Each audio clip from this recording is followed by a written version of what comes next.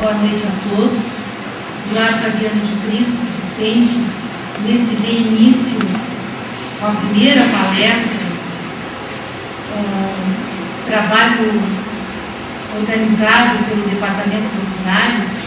Nesta noite tem a palestra do nosso irmão Sérgio Lopes. E para nós é uma alegria muito grande ver este salão, desejando que ele fosse maior, mas ver o rosto de todos os irmãos, porque somos todos sequiosos de aprender mais, de entender mais sobre tantas coisas, e o Pai nos dá essa condição. E realizar palestras públicas é o objetivo dessa casa, dentro do seu estatuto, visando a divulgação da doutrina.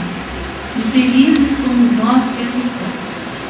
Então, nesse momento, meus irmãos, nós, com essa alegria, com essa oportunidade, com essa condição de virmos a uma casa espírita, nós ficamos assim, tocados das nossas emoções, dos nossos sentimentos, e de uma forma serena, de uma forma tranquila, e com a fé que já conseguimos ter, vamos agradecer a Deus, que nos dá a vida, que nos dá a companhia desses amigos espirituais, que nesse momento aqui está, que acompanhará o irmão que se propôs ao trabalho com tanto afinco, com tanto amor, porque estamos unidos no desejo de sermos mais esclarecidos e mais consolados. E que esta noite seja de muito valor para todos nós, sobre as bênçãos do Pai, do nosso Mestre Jesus, e aquele paterno do mentor desta casa, Fabiano de Cristo. Desejamos que este envolvimento maior fique com o nosso irmão, Sérgio, para que faça esse trabalho que ele se dispôs, pensando com tanto carinho na nossa casa. Nós vamos iniciar então, e uma irmã do doutrinário vai apresentar o Sérgio, porque nós somos tão numerosos que alguns irmãos poderão estar tendo esse conhecimento pela primeira vez. Que a paz do Mestre, então, nos envolva. Que assim seja. Boa noite. Nós iniciamos, então, nesta data, o primeiro encontro que acontecerá, talvez no espaço de 30 ou 40 dias, aonde nós temos um palestrante, irmãos da casa ou convidados. Nesta noite em especial, nós iniciamos com a palestra do Sérgio Lopes, trabalhador da casa, palestrante da Liga, palestrante da Federação, ou expositor, não sei bem qual é o termo que usam, presidente da AME, que é a Associação Médica Espírita de Pelotas. E para nós, o mais importante entre todas as colocações que nós possamos fazer, é que ele é um irmão da casa. Com essa tranquilidade, então, é que nós colocamos ao público, aos estudiosos da doutrina, a mensagem que ele nos trará, na certeza de que em todos os trabalhos que ele aqui se dedica, ele sempre traz aquela melhor ideia para que nós possamos caminhar com mais tranquilidade neste período que nos parece tão conturbado e onde nós necessitamos, junto com o nosso aperfeiçoamento moral, com a nossa reforma íntima, também precisamos de um esclarecimento a nível intelectual, se podemos dizer assim, a nível do entendimento. Então, com muita alegria, nesta noite, nós iniciamos com o título O Impacto das Virtudes na Saúde Mental, com o nosso amigo Sérgio Lopes. Que Deus ampare, que ele seja bem iluminado, a fim de que tudo aquilo que ele preparou para nos trazer, ele consiga fazer com que chegue até nós e que também nós, auxiliados pela espiritualidade, possamos compreender a sua mensagem. Que a paz do Senhor. Prezados amigos, um jovem, há muitos anos, tinha uma angústia que a todos nós é muito familiar. A angústia de ser feliz, a angústia de se encontrar, de se realizar. Muito difícil para esse jovem conseguir conciliar felicidade com paz. Talvez um dos aspectos mais complicados da nossa vida seja exatamente nós conseguirmos preencher a nossa vida interior de tal forma que a nossa tranquilidade, a nossa paz esteja junto com a sensação de bem-estar e de felicidade. Esse jovem que nós falamos, ele tinha uma série de qualidades e também uma série de virtudes, pois que havia, durante toda a sua vida, ainda que curta, investido de maneira sólida em princípios. Ele estava perfeitamente afinado com a honestidade, com o caráter, estava perfeitamente em consonância com o respeito ao próximo. Tudo que ele havia conseguido na vida foi através do trabalho, de forma justa, de forma lisa. No entanto, lhe faltava algo fundamental. Ele não se sentia em paz. Ele não se sentia plenamente realizado. E certa feita, surgiu a notícia de que um homem diferente, estava passando por aquela região. Estava distribuindo uma mensagem, exatamente uma mensagem aquela que ele tanto buscava, uma mensagem de paz. Aquele homem estava falando de uma maneira que nunca alguém houvera falado até então. Ele se aproxima de um local onde muitas pessoas se reuniam para ouvir a palavra daquele homem diferente, que todos diziam ser um homem capaz, inclusive, de efetuar milagres. Ele, curioso, na sua juventude, foi ver quem era aquele homem. E quando ele chegou próximo, aquele homem de cabelos longos, barba no rosto e olhar indefinivelmente tranquilo, ele teve o primeiro impacto e a primeira experiência da paz. E conta Amélia Rodrigues, no livro Primícias do Reino, de Divaldo Pereira Franco, que esta foi a experiência legítima daquela passagem que no Evangelho está descrita como a do moço rico. Ele se aproxima de Jesus e coloca para o mestre: Mestre, eu já tenho observado todos os mandamentos, tenho levado a minha vida corretamente, conquistei bastante coisas no âmbito material, mas eu quero te perguntar o que eu preciso fazer para merecer o reino de Deus.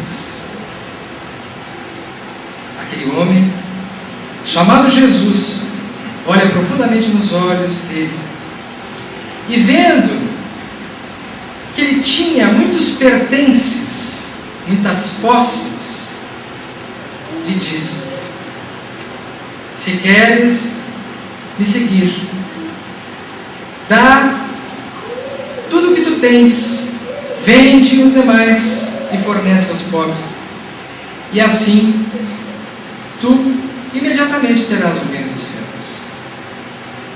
O jovem pensa naquele momento que os seus pertences, as suas coisas, realmente não era talvez o mais importante para que ele pudesse dispensar essa oferta tão procurada por ele. E coloca: mestre, que tempo eu preciso para fazer isso? E Jesus lhe diz: se queres merecer o reino dos céus, larga tudo que tu tens e hoje me segue. E daí surgiu o grande impasse da sua vida,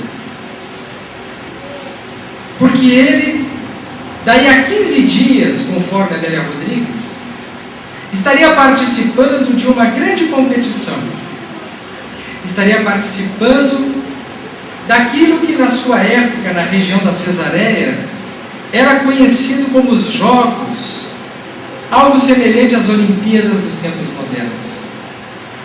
E ele havia se preparado muito para participar daquele torneio. Ele que era jovem, que era forte, que era rico, que era bonito, ele estava absolutamente voltado para aquela possibilidade de sucesso, de realização, de êxito, de reconhecimento.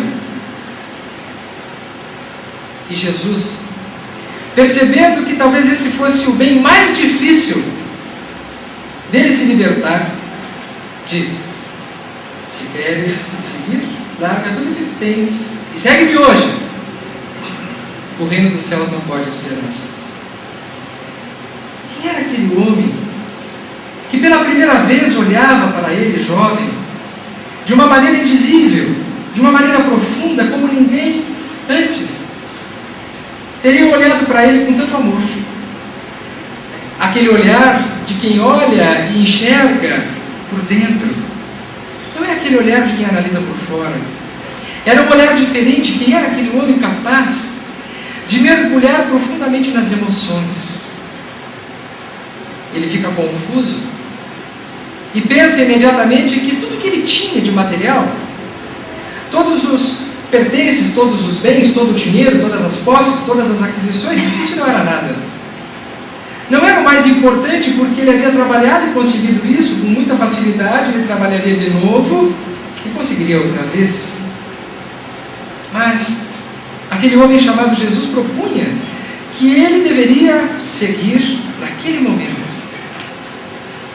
E ele precisava de 2 semanas para participar daquele evento que ele se preparou a vida toda. Então ele olha para o mestre e diz: mestre, eu preciso de 2 semanas, apenas 2 semanas. Depois de 2 semanas, eu faço tudo isso que tu disseste e vou te seguir. E Jesus, percebendo que ia no íntimo, diz: o reino dos céus começa hoje. Se queres me seguir, larga tudo que tu tens, larga tudo e me segue. Quem era aquele homem que era capaz de colocar dúvida naquele plano que estava tão certo dentro dele? Como podia aquele homem saber que era exatamente aquele ponto, o único, diante de todos os pontos da sua vida, capaz de lhe colocar em conflito, de lhe colocar em impasse interior? Mestre, 2 semanas. Jesus olha serenamente para ele e fica aguardando a decisão.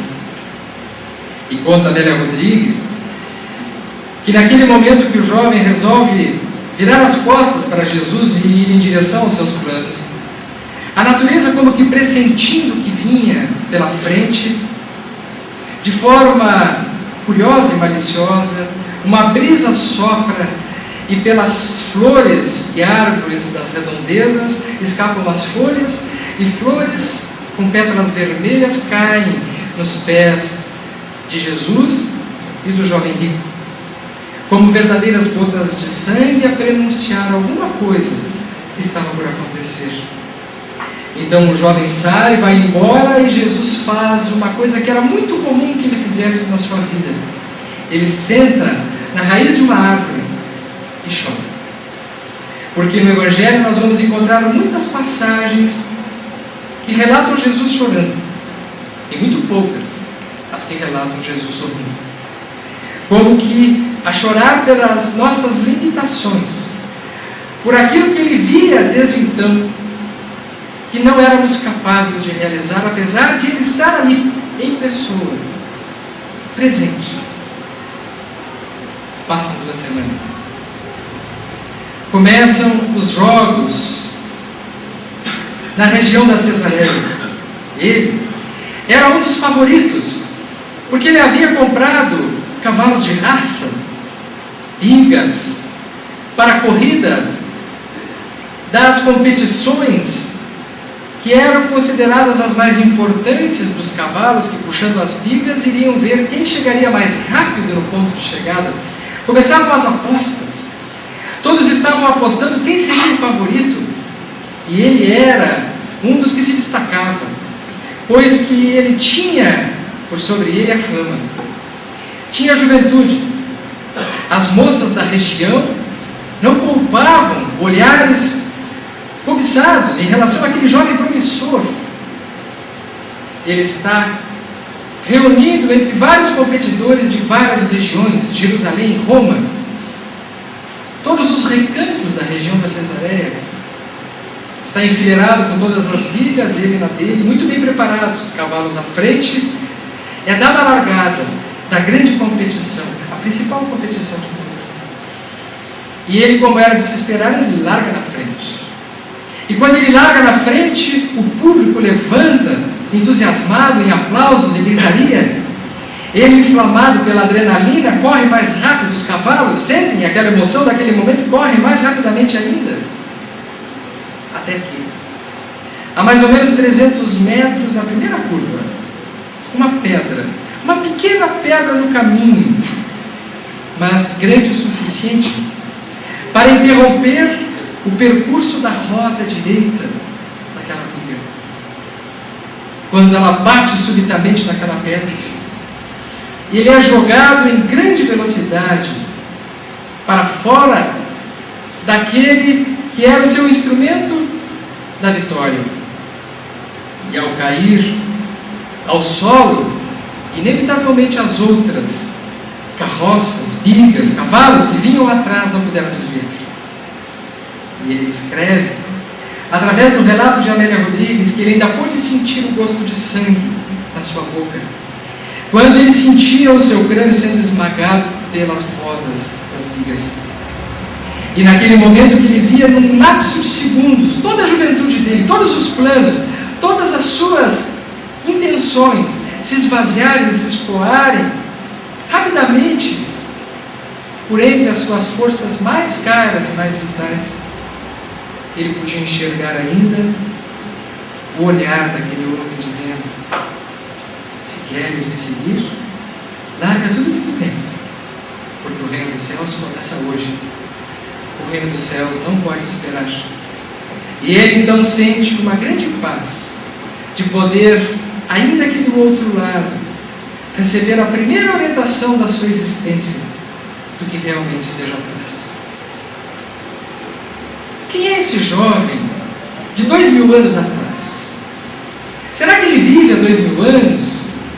Será que ele é alguém que existiu na história da humanidade e que é estranho a nós hoje? Ou será que ele representa um pouco de cada um de nós atrás de alguma coisa na vida? Atrás de alguma coisa que possa nos representar a felicidade, a realização, a plenitude e o bem-estar. Quem é esse jovem que, assim como nós, não quer outra coisa que não seja justo senão ser feliz, mas que, no entanto, ainda não tem um endereço perfeito daquele caminho que pode ser o mais adequado para ele construir dentro dele essa capacidade que reúne as condições de felicidade com aquilo que agrada a consciência, que é a paz interior e a sensação nítida e certa do dever cumprido. Na pergunta 621 do Livro dos Espíritos, Allan Kardec pergunta aonde está escrita a lei de Deus. E eles respondem com a segunda resposta mais sucinta do Livro dos Espíritos, que tem duas palavras. Onde está escrita a lei de Deus? Os Espíritos respondem: na consciência. Só existe uma pergunta que tem uma resposta mais sucinta que esta. É na pergunta 626, quando ele pergunta se Deus teria dado à humanidade alguém que pudesse servir de modelo e guia para os homens. E a resposta que foi dada foi Jesus. A lei de Deus está gravada na consciência. Não está gravada num livro. Não está gravada numa religião em particular. Não está gravada numa escritura sagrada que torna a Bíblia ou o Alcorão mais importante um que o outro. Não está ali. A lei de Deus não está gravada na Bíblia. A lei de Deus não está gravada no Alcorão. A lei de Deus não está gravada no Livro dos Espíritos. A lei de Deus está gravada dentro de nós. Ela está gravada na nossa consciência. Portanto, todos nós temos esse livro sagrado, com todas as leis que precisamos saber e descobrir dentro de nós. A grande viagem que interessa ao ser humano não é a viagem para fora, portanto. Não é a viagem em busca do conhecimento por si mesmo, e sim a viagem para dentro, em direção a esse destino maior, que é o tesouro da consciência. Quando Jesus diz: larga tudo que tu tens, ele está dizendo: larga as coisas de fora, abandona as ilusões do externo e mergulha no interno, porque é lá dentro que está isso que tu está procurando. Não é na competição em cima de uma biga romana. Ali existe uma sensação de prazer muito boa naquele momento, mas se ele não encontrasse uma pedra, porque se ele encontrar uma pedra, essa pedra será suficiente para ele ver que aquilo não bastou e que foi apenas uma ilusão. Quantas são as pedras? Quantas são as pedras que nós encontramos a 300 metros de cada partida dos pontos onde estamos, da caminhada em que vamos, quando nós olhamos para o objetivo daquilo que pretendemos e vemos: aquilo é o que vai me fazer feliz, aquilo é que vai me realizar. E basta às vezes que a gente dobre a esquina e veja aquilo que a gente tanto procurou, depois de 15 dias já não tinha valor nenhum. Ou pelo menos já estamos procurando uma outra coisa que possa substituir a anterior, que já deixou de ter aquela importância. Qual é o impacto na nossa saúde mental do desenvolvimento das virtudes? O que representa isso para o homem moderno, sob o ponto de vista da saúde? Nós já sabemos, através da medicina e da psicologia, que as atividades físicas, elas são ótimas para a saúde. Nós já sabemos que uma vida saudável, ela é ótima para a saúde. Nós já sabemos que uma pessoa que se cuide, que tome medicações adequadas, que tenha uma alimentação correta, ela está tratando a sua saúde. Nós já sabemos que uma pessoa que procure viver em situação de paz e mais harmonia, ela vai ter mais saúde do que aquela que vive atrabilhada e atrapalhada com as suas emoções, com os seus conflitos. Mas o que está sendo descoberto nesse período da humanidade, da ciência, é que as pessoas que desenvolvem virtudes, qualidades morais, que são capazes de desenvolver valores, estas também desenvolvem saúde. É estatística hoje a conclusão de que aquelas pessoas que buscam a espiritualidade, por exemplo, são mais saudáveis do que aquelas que não têm espiritualidade. Aquilo que se preceituava de que a religião era uma grande ilusão, que servia para iludir as pessoas e para desviar da difícil realidade da vida dura, que é apenas a vida material.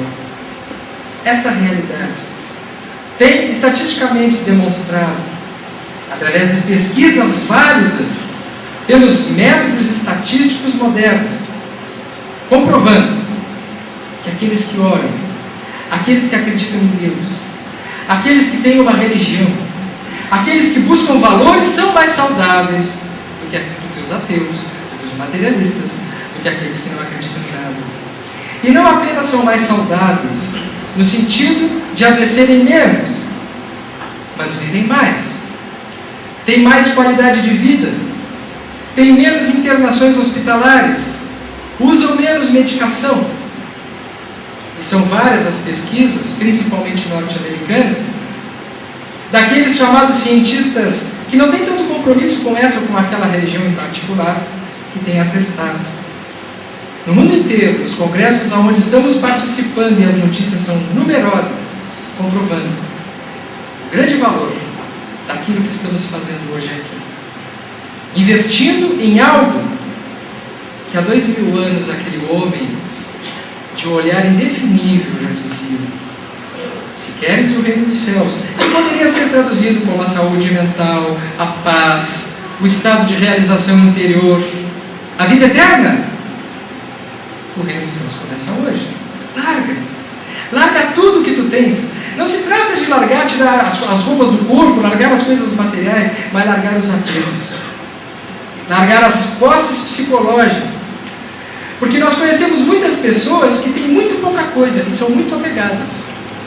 E nós conhecemos muitas pessoas que têm muitas coisas materiais e não são tão apegadas. Então não é o número de coisas que nós temos que determina o grau de apego, e sim o valor que nós damos às coisas que nós temos, ou às pessoas que nos seguem. Mas o que é para o cérebro, o que é para a nossa vida mental, desenvolvermos virtudes? Será que ao desenvolvermos virtudes, nós imediatamente seremos mais felizes?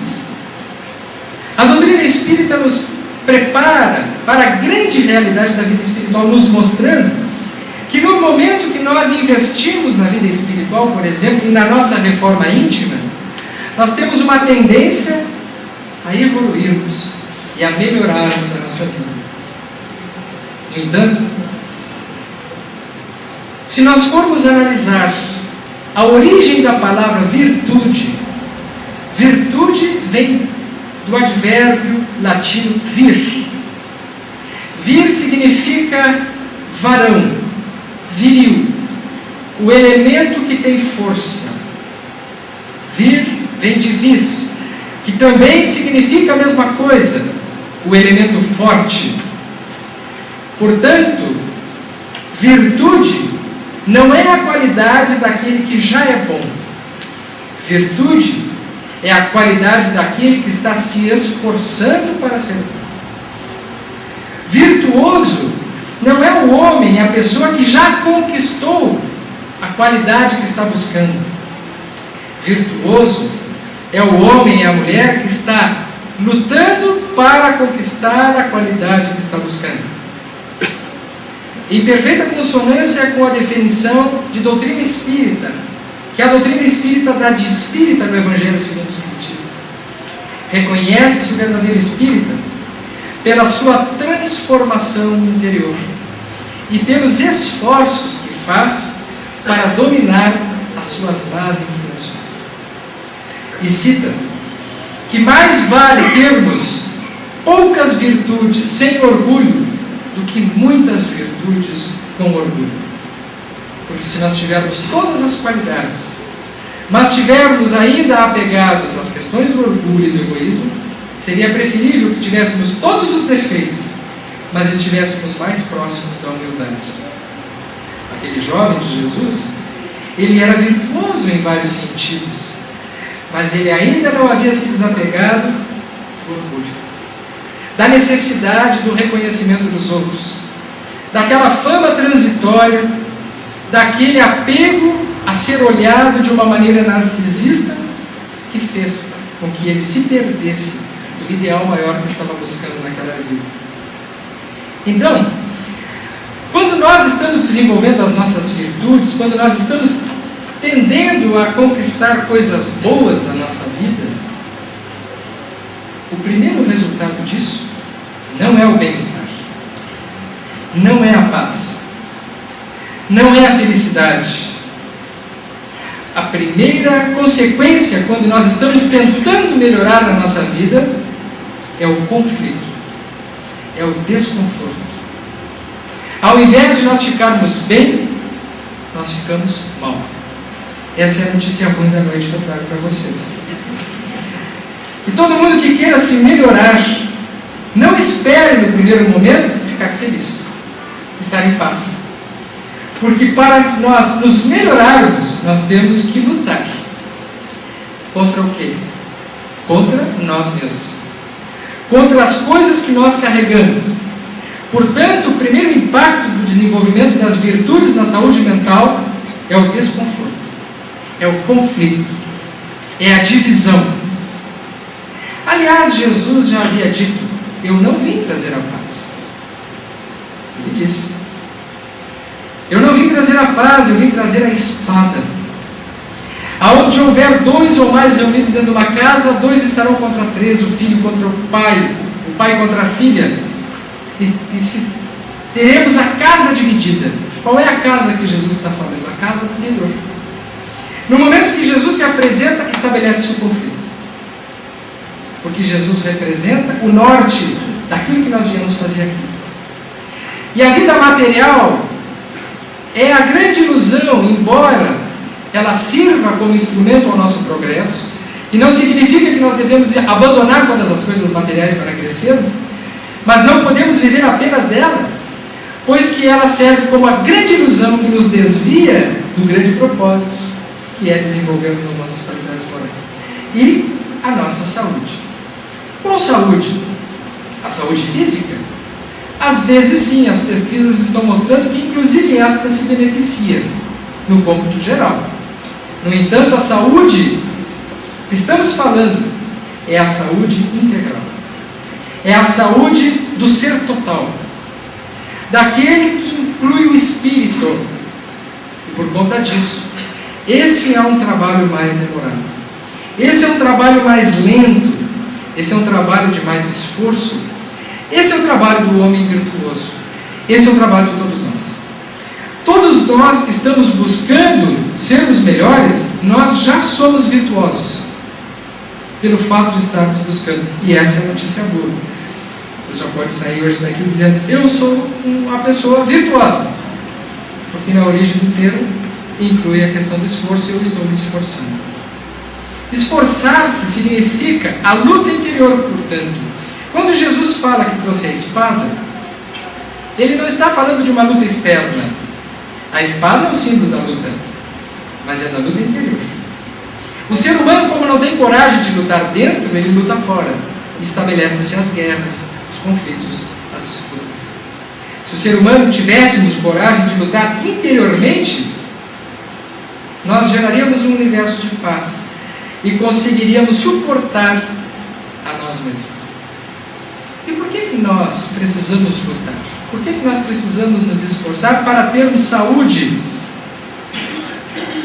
Porque de outra forma, nós vamos continuar repetindo a história atávica de nossas reencarnações anteriores.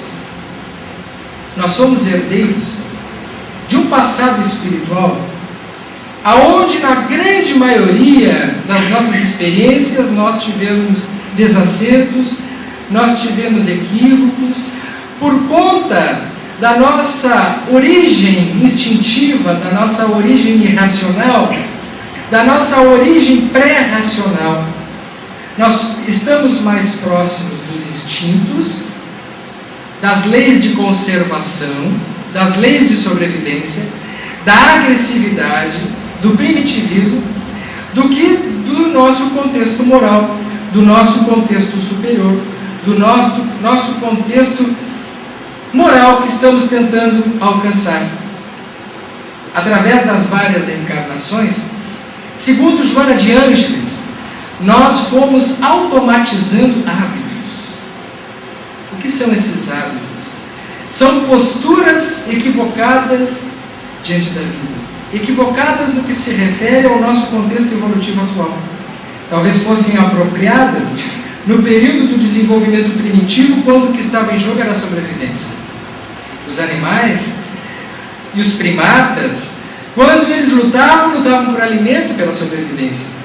Mas à medida que o ser humano vai evoluindo e vai entrando na idade da razão, ele precisa discernir a sua realidade animal da sua realidade hominal.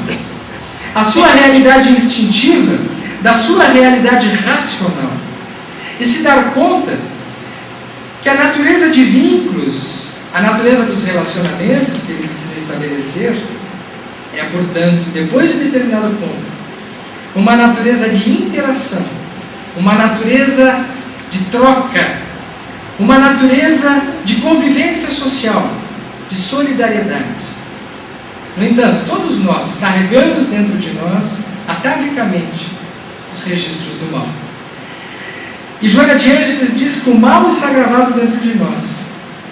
Não o mal, aquele que lendariamente podemos imaginar como se nós fôssemos naturalmente maus. Não.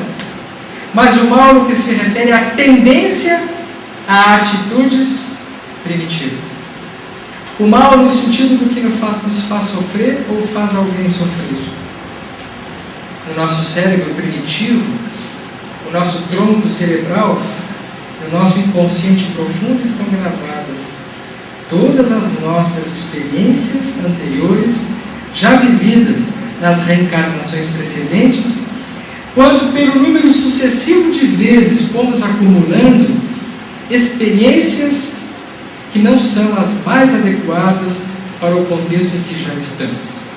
É assim que nós, quando nos deparamos diante de uma situação habitual, uma situação no trânsito, por exemplo, quando nós somos provocados ou buzinados por alguém, a nossa primeira tendência é da reação. Quando alguém nos agride, quando alguém nos perturba, a nossa primeira tendência é do revide. Aliás, ainda isso é aplaudido. A pessoa que não reage ainda é considerada fraca, pelos valores que nós todos temos. Até em programas de televisão pode ser chamado de banana. Não é isso? Não vimos isso no Big Brother? Quem é bondoso, naturalmente caridoso, com uma tendência à ajuda, esse é banana. Esse é fraco. Forte é aquele que fala alto, que reage, que não deixa passar barato, que não tem sangue de barata. Esse é o forte. Esse é um conceito atávico de ser forte. Jesus já dizia diferente. Forte é aquele que oferece a outra face. Porque aquele que tem condições de não reagir no mesmo nível, de não responder no mesmo nível da proposição do oponente, é que ele está acima do oponente. Se ele não precisa retribuir na mesma moeda, é que aquela moeda é muito barata para ele. Esse é forte. E ele não é apenas forte, ele é sábio. Sábio não no conhecimento, porque a pessoa pode ser ignorante de conhecimento e fazer isso.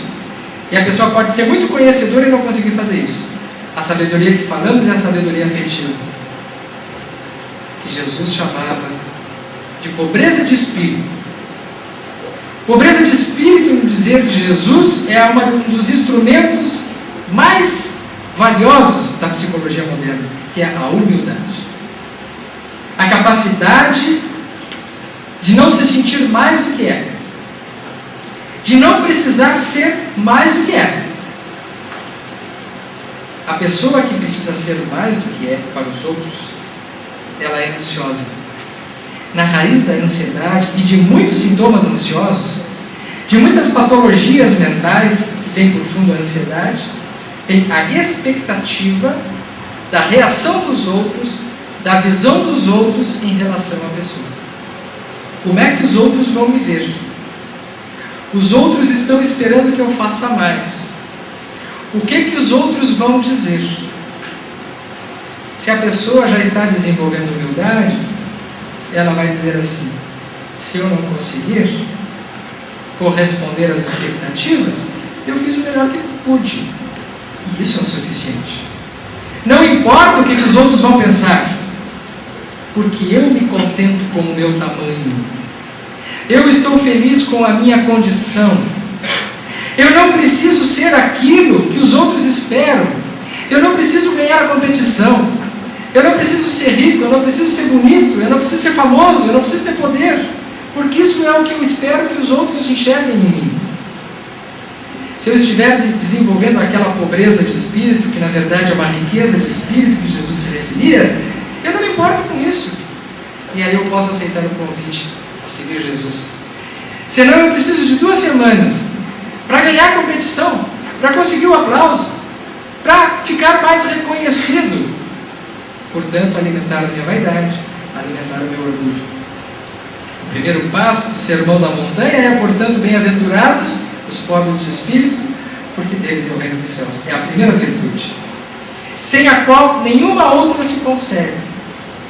E é assim, através desse desenvolvimento que é longo, e que todos nós, olhando para dentro de nós, precisamos fazer uma revisão muito cuidadosa, porque as nossas vaidades, os nossos orgulhos, eles se disfarçam de 1000 faces, de várias maneiras, diferente de uma pessoa para outra.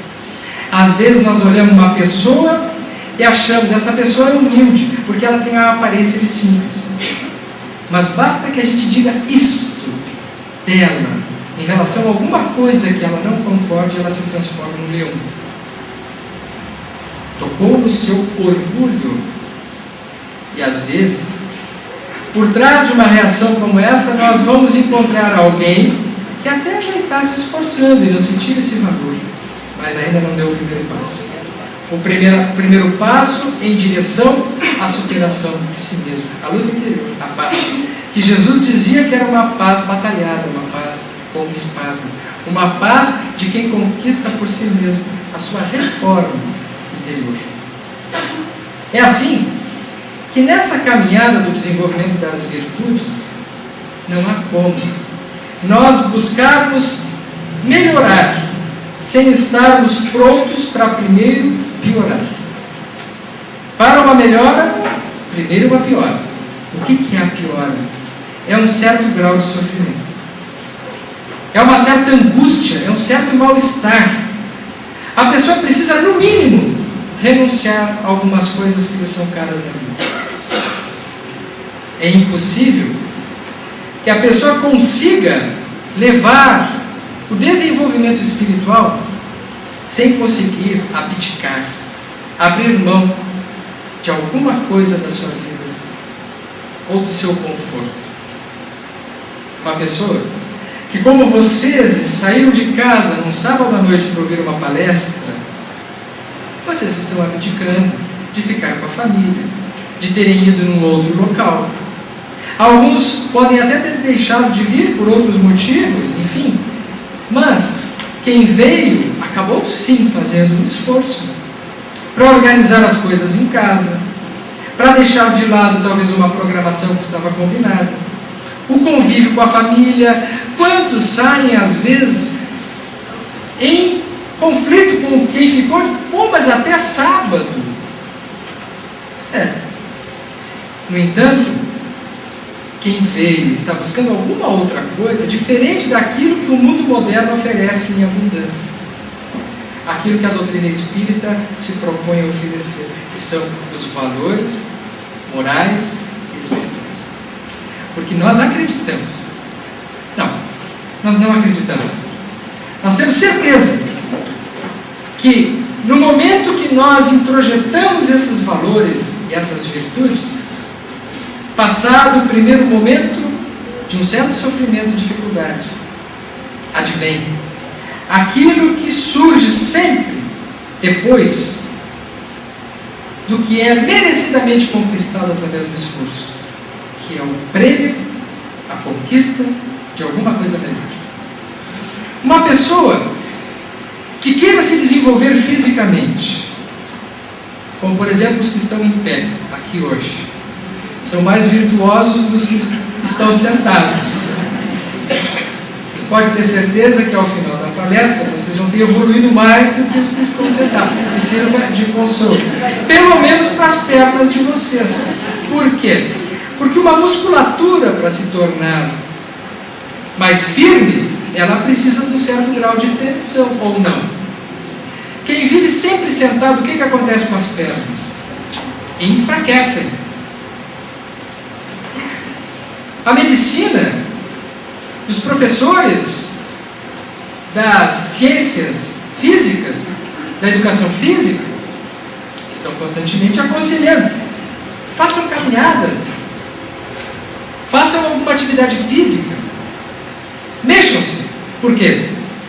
Porque depois dos 40, 50, 60, as juntinhas e a coluna vai agradecer esse esforço que tem que começar lá atrás, porque senão vai ficar mais difícil depois, porque as coisas começam a endurecer. Tem uma época da vida que tem coisas que endurecem e outras amolecem. Não sei se vocês já repararam. Tem coisas que endurecem, por exemplo, os ossos vão enfraquecendo, mas as juntas vão endurecendo e vai perdendo aquela flexibilidade, e a pessoa é capaz de desenvolver artroses, dificuldades cartilaginosas, fibrosas. E tem outras que amolecem, como por exemplo a musculatura, não é assim? Claro, a pessoa começa a ficar com a musculatura flácida, começa a ter problemas na coluna, começa a ter torções, dor aqui, dor ali. E tem outras coisas que amolecem também, né? Que a pessoa chega a uma certa altura da vida que parece que a lei da gravidade começa a funcionar mais forte, começa a puxar tudo para baixo, né? Tem uma época que tudo vai para cima e tem outra que tudo vai para baixo. As coisas todas começam a cair. É a época de começar a se preocupar em fazer cirurgia plástica, né? Então puxa daqui, puxa dali, levanta aqui, levanta ali. Só que chega uma hora que não adianta ficar levantando mais, porque por mais que puxe e levante, inexoravelmente chega um momento, por lei da natureza, as leis da vida dizem assim: a época da festa já passou. Nós vamos agora começar uma outra etapa, um outro tipo de festa, a festa interior. E aqueles que estiverem preparados para a festa interior vão conseguir fazer essa transição de coisas físicas que vão para baixo para coisas psíquicas, espirituais, internas que vão para cima. Ao contrário daquele que não investe nesta área fundamental, aí vai tudo para baixo mesmo. Porque aí, além do físico, advém os problemas emocionais, as depressões, as decepções, o medo da velhice. E quando a pessoa não se trabalha para melhorar, ela piora. Nada fica parado na natureza. quem diga, eu vou deixar para desenvolver espiritualidade e doutrina espírita depois que eu me aposentar, depois que eu ficar velho. Eu já ouvi muita gente dizer isso. Espiritismo é coisa difícil, a gente precisa de tempo. Então, quando eu me aposentar, quando eu ficar velho, aí eu vou, porque eu vou ter tempo. Mas até ajuda bastante. Vai depois de ficar velhinho, vai ser bom. Mas se puder ir antes, é melhor. Por quê? Porque vai conseguir, na etapa de preparação, desenvolver alguma coisa de muito valor, que é a aquisição da ginástica emocional e espiritual. Assim como nós desenvolvemos o físico e nos preparamos para a senilitude física, emocionalmente, nós estamos permanentemente sendo testados para desenvolvermos as capacidades interiores, para desenvolvermos as virtudes. As virtudes são a nossa aeróbica emocional, a nossa aeróbica afetiva, a nossa musculação espiritual, que vai nos dar a condição de suportarmos e de passarmos por determinadas coisas que são inevitáveis. Porque todos nós, sem exceção, vamos passar por sofrimentos. Todos. Existe uma propaganda enganosa na nossa vida atual, que é a cultura do êxito, a cultura da felicidade, para fazer frente, é verdade, a uma cultura anterior de pessimismo, que as religiões tradicionais instituíram, a ideia do pecado, a ideia de que o homem nasce para sofrer, a ideia de que nós não merecemos ser felizes, que nós somos culpados, que tudo é errado. Isso demorou muitos séculos. Um ser humano acreditando que esta era a destinação da nossa vida na Terra. Em contraposição a isso, surge uma cultura oposta, uma cultura materialista que diz assim: não, nós nascemos para sermos felizes, nós precisamos ter sucesso, nós precisamos resolver todos os problemas. E vocês devem ouvir por aí uma grande propaganda de que quando a pessoa não está bem, está alguma coisa errada na vida dela. Se ela tiver um problema na família, se ela tiver um casamento que não vai bem, se ela tiver uma doença, é porque alguma coisa deu errado. É o oposto daquela cultura. Como um pêndulo, saiu de uma linha oposta e foi para outra. É verdade que nós estávamos no extremo, mas agora nós estamos no outro. Não é verdade que isso aqui seja o ideal. Porque se nós acreditarmos que nós nascemos para ser felizes apenas, nós vamos sofrer muito. Porque diante do primeiro sabor de uma coisinha desse tamanho vai virar uma tragédia. E é o que acontece com muita gente.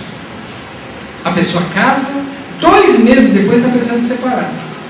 Porque o outro não é exatamente do jeito que ele imaginou. E se ele não for exatamente do jeito que ele imaginou, não serve. Vai ficar sozinho por resto da vida. Vai ter 15 casamentos. Tomara que não precise deixar 15 pensões também. Porque aí sim que vai ser uma tragédia. Não se quer dizer com isso que a pessoa tem que suportar tudo pro resto da vida. Não é isso. Mas não é esse exagero, essa ciranda que a gente está assistindo, das pessoas desistindo por qualquer coisa. Porque eu tenho que ser feliz. Aí a pessoa diz assim: não, essa gravidez, ela foi um acidente, não estava nos meus planos. Porque eu estou estudando, ele não sei nem se vai ser o homem da minha vida, eu vou tirar. E hoje em dia, como se diz que essa coisa de embrião é qualquer coisa menos do que um ser humano? Os ministros estão dizendo isso. Os nossos políticos estão dizendo que os embriões valem muito, não podem ser comparados com um ser humano. Ou seja, vida dentro da barriga, ou mesmo fora da barriga, mas que já é um embrião, vale menos do que vida fora da barriga. Existe vida que vale mais e vida que vale menos. E a gente tem que ouvir isso e fica quieto. Quieto não fica, mas às vezes não tem muita voz. Mas a gente precisa dizer o seguinte, que vida, a partir da fecundação, vale a mesma coisa até o momento que sai desse corpo. A mesma coisa. O fato de estar dentro da barriga ou num tubo de ensaio é vida igual. É vida igual. é projeto, claro, que ainda não é igual a um ser humano, mas também não é igual a um ser humano aquele que está lá por 7 meses dentro da barriga. Ah, mas vai ser descartado, vai ir para a lata de lixo, pelo menos serve às pesquisas, ótimo. Pela legislação brasileira, o aborto por estupro ele é permitido. A criança que vai nascer como filha de uma mãe que sofreu estupro, se ficar documentada, ela tem direito ao aborto pela nossa legislação, coisa que a doutrina espírita não concorda. Porque a doutrina espírita nos mostra que quem tem que ser punido é o estuprador, e não a vítima. E não a criança que não tem nada com isso. Mas é de se dizer também, partindo desse mesmo raciocínio de que vai ser descartado e vai para a lata de lixo, no estupro, o embrião vai ir para a lata de lixo também. Por que não se usa para pesquisa? Por que não tira do útero da mãe e vai para o laboratório então fazer pesquisa? Dá uma anestesia, não vai sentir nada. Usa para pesquisa científica. Aí vão dizer que é uma monstruosidade. Por que monstruosidade no caso e não é no outro? É questão da visão equivocada, da grande ilusão que nós temos da vida, de acharmos que o que vale é o que nós enxergamos, é o que nós tocamos, é o que nós vemos. O que existe são as coisas que podem ser medidas, pesadas. Isso é bobagem. A própria física quântica já nos mostra que a nossa realidade material é mais inconsistente do que a realidade sutil. A realidade material se transforma e a realidade sutil nem sempre se transforma. Ela vai permanecendo enquanto os campos mentais estão propícios. O espírito ele é capaz de ficar fixado em trauma por séculos, sem se modificar aquela cena. Aquilo continua existindo. E aquilo materialmente já deixou de existir há muito tempo.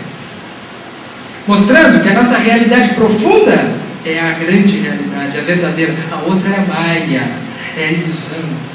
Aquilo que os orientais já há muito tempo, antes do espiritismo, muito antes, já nos falavam. Que a vida material é uma grande ilusão. Não para ser descartada. Não estamos fazendo um convite da vida cética. Não estamos fazendo apologia da miséria e do abandono das coisas materiais, não é isso. Mas estamos fazendo um apoio firme e determinado do desenvolvimento das virtudes, do desenvolvimento das qualidades morais, do desenvolvimento da espiritualidade, de nós investirmos naquilo que realmente importa, daquilo que nós viemos fazer no plano físico. Se nós não trabalharmos nessa direção, nós estamos perdendo tempo.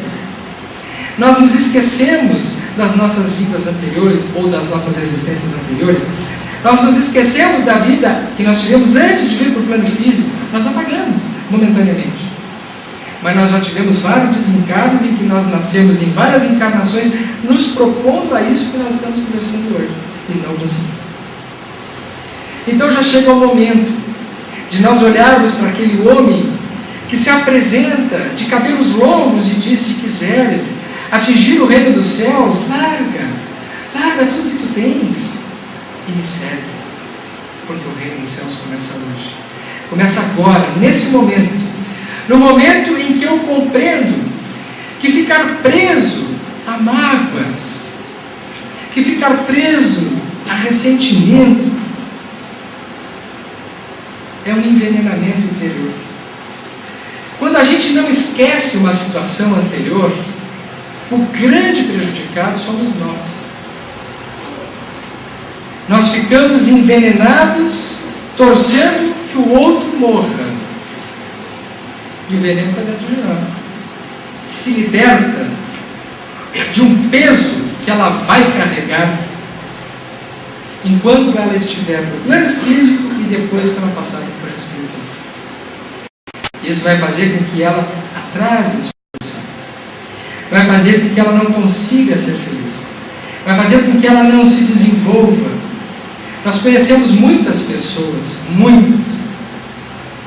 que são vítimas de transtornos de pânico, de fobias, de depressões, que são pessoas que não conseguem perdoar, pessoas que não conseguem esquecer. E vejam, às vezes a pessoa não se lembra conscientemente mais do que aconteceu, mas está gravado dentro dela uma mágoa. Muitas vezes um sofrimento com um pai, com uma mãe, com um familiar, uma dor não superada, um ressentimento que ficou lá dentro corroendo e fazendo com que a pessoa não conseguisse ser feliz. o desejo de que aquilo pudesse ser vingado faz com que a pessoa não consiga respirar, não consiga se libertar, não consiga se aliviar. Essa talvez seja uma das tarefas mais difíceis, porque essa é muito fácil de falar em palestra. Nós devemos perdoar. Jesus dizia isso. Ofereça a outra face. Oferece a outra face para ver o que acontece. A maior parte das pessoas que oferecem a outra face fica duplamente irritado, né? Porque depois de levar na primeira, leva na segunda, fica duplamente irritado. No entanto, quando Jesus orienta a oferecer a outra face, ele está falando de oferecer a face da consciência. Quando nos é dada uma agressão, nós temos condições, já temos amealhado esforços e desenvolvimento interior suficiente para não estarmos naquele nível de conversação. Vamos pegar um exemplo prático, porque nós sempre achamos que nós não temos condições de perdoar. E isso depende do nível que nós estamos.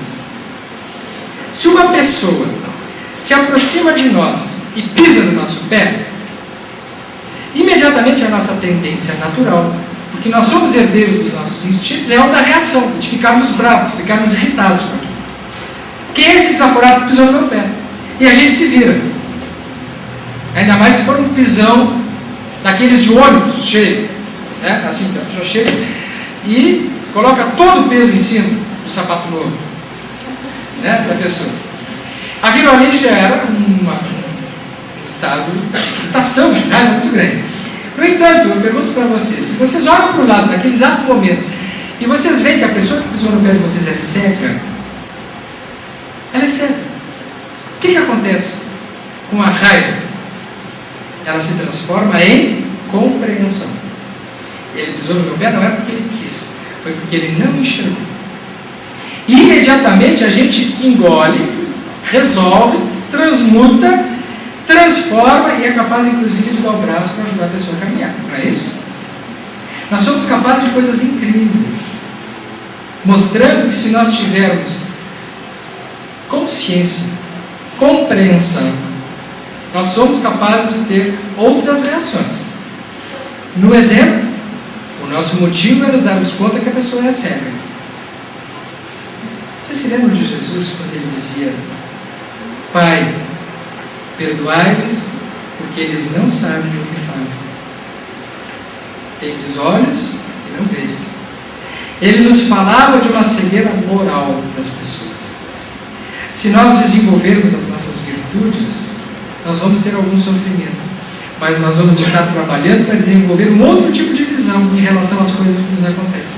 Quando uma pessoa nos agredir depois de um certo tempo de desenvolvimento, nós vamos ter a nossa irritação, a nossa raiva, mas nós vamos ter também uma capacidade de recuperação maior, porque nós vamos começar a enxergar, através também da repetição daquele hábito de desenvolvimento, a capacidade de olhar para outra pessoa como alguém que agrediu, porque ela é cega, porque ela não conhece, porque ela não sabe, porque ela não é capaz de ver plenamente. Quando nós estamos diante de uma situação que nós somos agredidos e nós vemos que é uma brincadeira, imediatamente nós nos recuperamos também. Quem conhece aquelas câmeras escondidas, aquelas brincadeiras na televisão, que no momento a pessoa está sendo agredida, está ficando irritada, ela quase está pulando no pescoço do outro, aí alguém chega e diz: calma, calma, calma, tu estás na pegadinha. O que acontece? A pessoa dá um sorriso e se abraça quem estava agredindo. Como é que pode? Como é que pode a pessoa abraçar aquele que ela queria matar? E há 30 segundos atrás. Porque ela compreendeu, naquele momento, que era uma pegadinha. No momento que Jesus propõe não reagir, ele está de outra maneira dizendo: é uma pegadinha. A pessoa que nos agride, a pessoa que nos ofende, mesmo que seja uma grande injustiça, é uma pegadinha. Uma pegadinha diferente, é difícil, mas que no desenvolvimento das nossas atividades emocionais, das nossas virtudes, nós vamos conquistando. Não é de outro modo que Chico Xavier passa a ser um ser humano capaz de servir de exemplo para todos nós. Um homem que foi agredido por muitos a vida inteira e que foi capaz de legar mais de 400 obras. É o maior escritor mediúnico de todos os tempos, o maior médico de todos os tempos, depois de Jesus e Francisco de Assis. Ele foi capaz de traduzir na linguagem do amor, apesar de uma vida miserável que ele teve, cheia de doenças, problemas, sofrimento na infância. Vocês imaginem se Chico Xavier tivesse olhado para a vida dele e começado a se queixar da mãe que desencarnou cedo, da madrasta que depois judiou dele como um animal. Ele teria todos os motivos do mundo para dizer: eu não sou feliz porque eu sofri muito na infância, eu não tive aquela que me criou com amor. É verdade que muitos sofrimentos de nós vêm de lá, mas nós precisamos, em determinado momento da nossa vida, assumir a nossa condição e dizer: esta foi a mãe que a vida me deu, este foi o pai que a vida me deu, essa é a cor da pele que a vida me deu. Eu não sou melhor ou pior disso por causa dessa cor da pele, por causa dessa altura, por causa desse sexo, porque eu tive aquela mãe, porque eu tive aquele pai. Eu sou um ser humano. E como ser humano eu tenho capacidade de ir além das coisas que eu sofri. Então Chico Xavier é um exemplo. Divaldo Franco é um exemplo. Fabiana de Cristo é um exemplo. Irmão Remberg é um exemplo. Todos nós somos exemplos em algum momento da nossa vida. Às vezes nós somos capazes de reagirmos ou de funcionarmos de uma maneira impressionante. Às vezes nós somos capazes de fazer coisas absurdas. O ser humano é incrível. Nós somos capazes de ir lá embaixo, mas nós somos capazes de ir lá em cima também. E tenho a certeza que em nenhuma das duas vezes, seja indo lá embaixo e cometendo os piores absurdos, tendo as piores reações, ali nós não estamos sozinhos. Nós estamos sintonizados também com influências espirituais que se aliam naquele propósito para que a gente se transforme em seres piores que somos. E nós somos capazes de monstruosidade, sim. Porque do plano espiritual inferior, mentes perversas trabalham, esperando o momento que a pessoa se distrai para capturá-la e executar aquelas ações através da mente daquele que está aqui, como instrumento de algum mal, de algum sofrimento, de alguma atrocidade, de algum deslize que vai lhe custar caro, porque a responsabilidade é sempre da pessoa no momento em que ela abre e guarda. Assim como a pessoa é responsável pelo acidente no trânsito depois que bebe, porque antes de beber ela tinha consciência de que se bebesse poderia causar um acidente de trânsito. Mas assim como nós somos capazes de irmos até o abismo e ficarmos acompanhados pelos obsessores que nos levam a ser piores que somos, na verdade, também nós somos capazes de fazer coisas muito boas. Nós somos capazes de sermos melhores do que na verdade nós somos no dia a dia. E Jesus dizia: vós sois deuses, podeis fazer tudo o que eu faço e muito mais, se quiserdes. Se tiverdes a fé do tamanho de um grão de mostarda, vocês conhecem o grão de mostarda? Quase não dá para ver, de tão pequeno. Se tiverdes a fé do tamanho de um grão de mostarda, direis para essa montanha: sai daqui e passa para lá, e ela obedecerá. Que montanha é essa? É a montanha das dificuldades, a montanha dos problemas, a montanha daqueles sofrimentos, dessa impermanência da nossa vida, conforme Buda e Joana de Ângeles, que são coisas transitórias, que no momento que estão acontecendo a gente tem a impressão que vão durar para sempre, e não dura 15 dias. Não dura 15 dias na perspectiva de quando nós estamos olhando para a vida por um prisma mais profundo, quando nós estamos olhando de cima. Então nós somos capazes, sim, talvez ainda não de sermos deuses, como dizia Jesus, mas de sermos humanos. Sermos humanos melhores, seres humanos melhores, um pouco melhores. Não estamos fazendo apologia da santidade. Curso para santo, não é curso para santo, é curso para ser humano. E ser humano é ser um pouco melhor do que nós somos, na família, no trabalho, no dia a dia, no esforço pessoal, nos nossos investimentos, nos nossos interesses, no investimento da espiritualidade, porque quando nós investimos na espiritualidade, nós não estamos sozinhos. Nós já não somos mais nós apenas. Assim, como nós vamos para os abismos dos nossos comportamentos, quando nós investimos no superior, nós também não estamos sós. Hoje nós não estamos sós aqui. Hoje nós estamos cercados de espíritos que estão felizes porque nós viemos aqui. Nós não temos a visão, muitos, outros já enxergam. Mas nós estamos num número muito maior aqui de espíritos desencarnados, superiores do que o número de pessoas que vieram aqui no Nazareno de Cristo. E tenham a certeza que se nós tivermos sabedoria de conservar esse momento em que estamos aprendendo alguma coisa, eles continuarão conosco. E nós vamos ser capazes de fazermos coisas muito melhores. E superarmos coisas que nós antes não nos julgávamos capazes de superar. Jesus dizia: quando estiverdes comigo, já não serei vós, serei eu através de vós. E quantas vezes acontece quando nós estamos em oração? E a oração é uma virtude. É uma virtude capaz de trazer a cura. Está provado cientificamente que para a saúde mental, quando nós desenvolvemos a capacidade da fé, nós somos capazes de remover montanhas da nossa vida. De transformarmos coisas muito difíceis em coisas que foram superadas. E quando a gente olha para trás, depois de uma determinada dificuldade, a gente pensa: como é que eu consegui passar por aqui? Como é que eu consegui superar aquele problema? Às vezes a gente olha para uma mãe que perdeu um filho.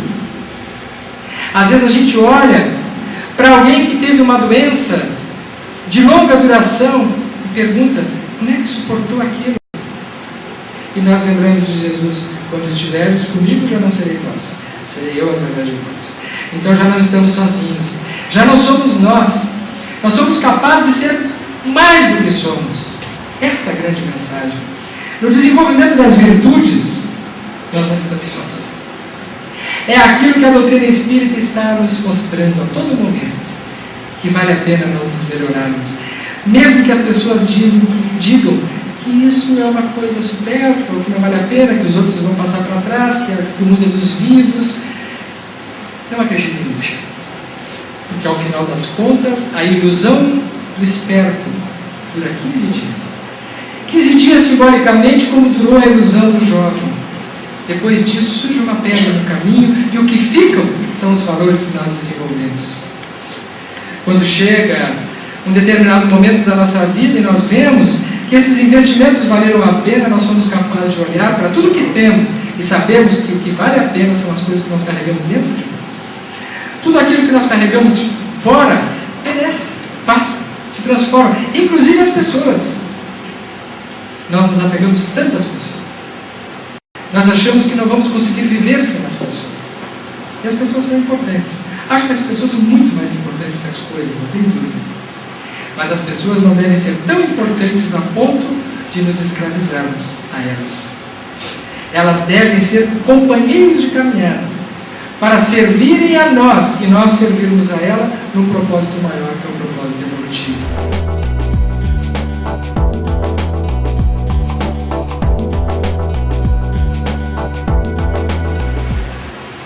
Uma mãe estava num grande teatro com o seu filho pequeno, um filho de mais ou menos 10 anos de idade, por exemplo. Iria assistir uma peça musical. O teatro estava lotado, porque o grande maestro iria fazer o seu recital ao piano. Ele ainda não havia entrado no palco. E naquele momento que antecedia a apresentação do artista, aquela mãe distraidamente começou a conversar com uma senhora do camarote do lado e se distraiu do seu filho pequeno. O menino inquieto, criança não consegue parar, e bem que fazem, por isso que são crianças, saiu dali e começou a correr pelos corredores e ela não viu. Em dado momento ela olhou para o lado, procurou, cadê o guri? Não achou. No momento que ela olhou para o lado e não achou, apagaram-se as luzes. Ia começar a apresentação. Naquele instante que apagaram-se as luzes, o menino estava indo em direção a uma porta que dizia: proibida entrada de estranhos. E não tem coisa pior do que proibir a entrada para uma criança, porque é aí que ela entra, né? E ela entrou naquela porta, e ao entrar naquela porta, ela foi em direção a um piano que estava atrás de uma cortina, e quando abriram-se as cortinas do palco, lá estava o menino, filho dela, sentado ao piano do artista, e começou a tocar um singelo cai-cai-balão. Todo mundo começou a rir, e a mãe ficou apavorada. O que aquele menino estava fazendo no piano? Quando naquele exato momento entra no palco, por trás do menino que estava absorvido nos teclados do piano, o grande maestro Padre Elvis. Esta é uma história real. O maestro, vendo que o menino estava absorvido no seu cai-cai-balão, olha para o público e pede silêncio, para que ninguém chame a atenção dele. Ele vai até o menininho e ao ouvido dele diz assim: não para, continua tocando. O menino segue tocando e ele coloca a sua mão esquerda e a sua mão direita em torno do menino.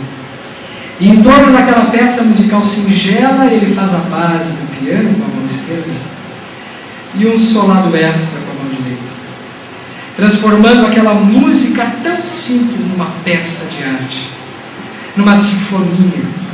E quando acaba a apresentação, o público está emocionado ao ver que aquele cai-cai-balão pode se transformar nas mãos do maestro numa grande peça musical.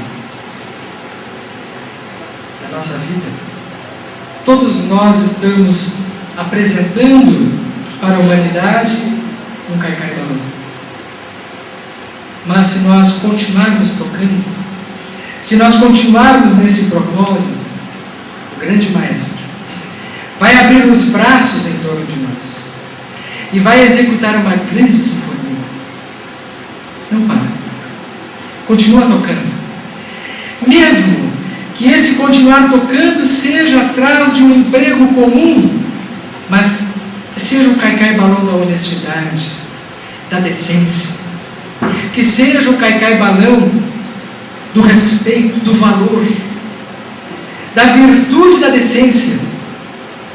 O grande maestro colocará os braços e por trás daquele balcão que tu trabalha vai sair uma grande obra de exemplo para a humanidade.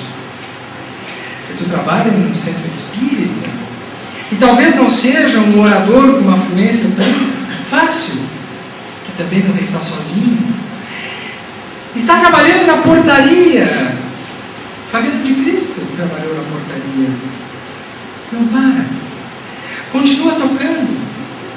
Porque um grande maestro vai colocar os braços em torno e naquela entrada da recepção, uma grande sinfonia estará tocando para aquele que chega em sofrimento, com um olhar cansado, e aquilo será um bálsamo de amor em nome daquele que adorava o simples, não cansava de criticar os orgulhosos e que dizia: o reino dos céus começa hoje.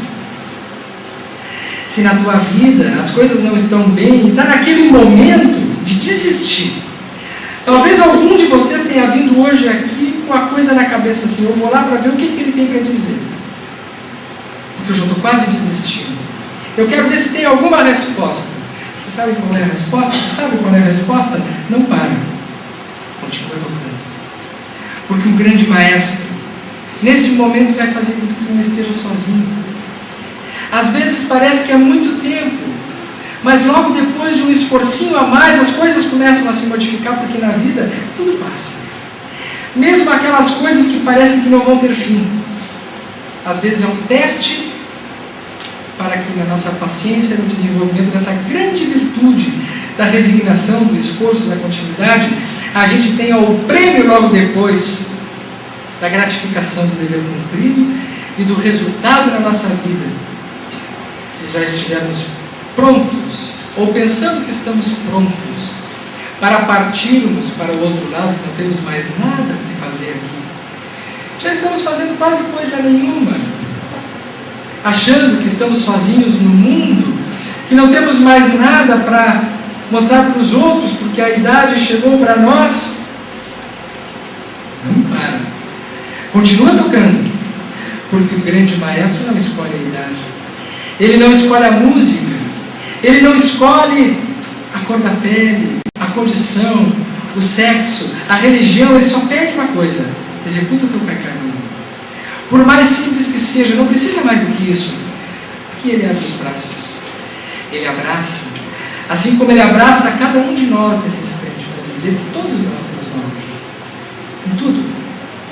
Podemos ter aquela desvalia profunda do passado que carregamos. Não para, continua tocando, porque alguém está muito feliz por nós termos vindo aqui hoje.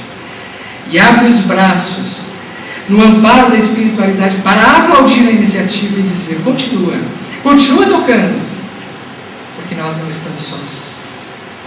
E no dizer de Emmanuel, na sua prece de amor: como estiveres, que Deus te guarde; como penses, que Deus te use; como estiveres, que Deus te guie; no que fizeres, que Deus te ampare; em todos os teus passos, que Deus os abençoe.